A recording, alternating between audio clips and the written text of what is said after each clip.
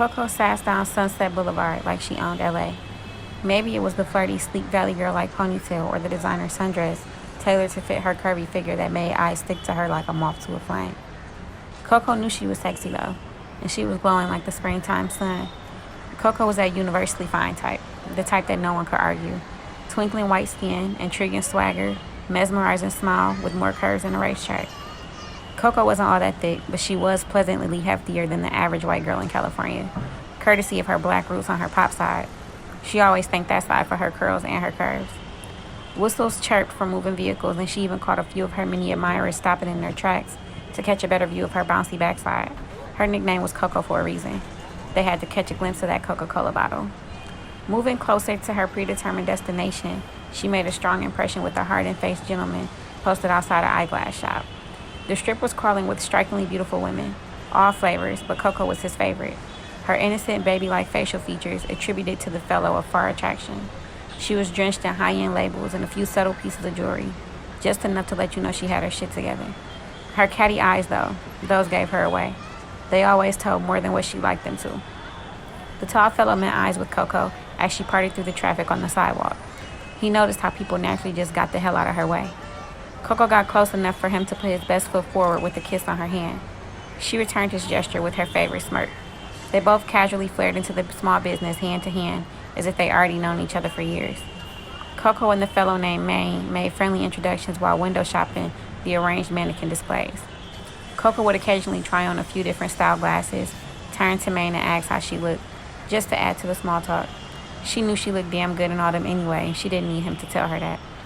Somewhere in between the compliments and chit-chat, they found out the other had intricate and delicate thoughts and that they both had a desire for everything that glimmered and shined.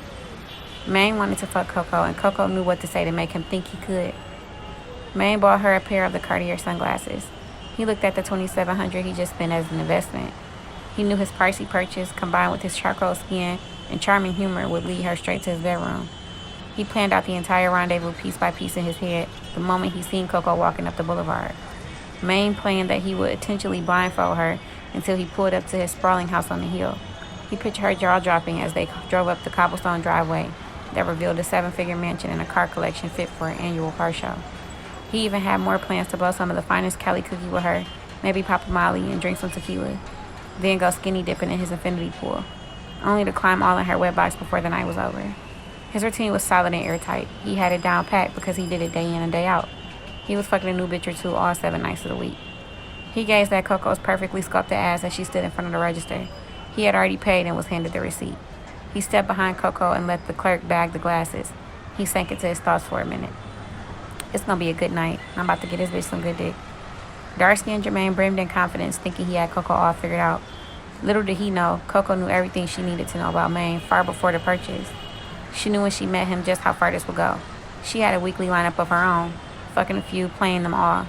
She cut his predicted fantasy short, taking the bagged-up eyewear and dibbling sexily out of the shop.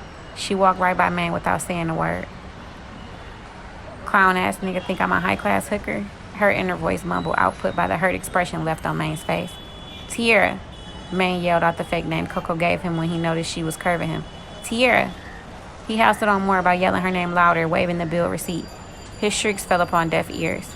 Coco swayed her sleek ponytail breezily over her shoulder and kept stepping deeper down the crowded sidewalk in her Valentino sandals.